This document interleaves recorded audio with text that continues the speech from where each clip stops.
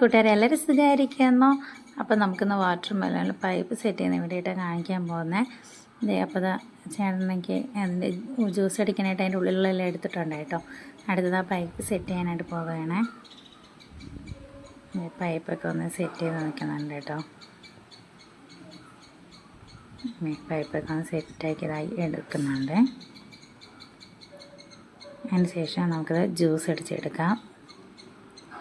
നമുക്കത് ഇളക്കി വെച്ചിരിക്കുന്ന അതിലേക്ക് ചേർത്ത് കൊടുക്കുക. അപ്പോൾ നല്ല മധുരമുള്ളതാണ് കേട്ടോ. നല്ല മധുരമുള്ള തണ്ണിമത്തനാകുമ്പോൾ നമുക്കതിലേക്ക് പഞ്ചസാരവും ചേർക്കുന്നില്ല. പഞ്ചസാര ഞാൻ അതിൽ വെള്ളവും ചേർക്കുന്നില്ല. അപ്പം നമുക്കതിൽ പഞ്ചസാര ചേർക്കേണ്ട ആവശ്യമില്ലല്ലോ. അപ്പോൾ നമുക്കതൊന്ന് മിക്സിയിൽ നിന്ന് അരച്ചെടുക്കുന്നുണ്ട് കേട്ടോ.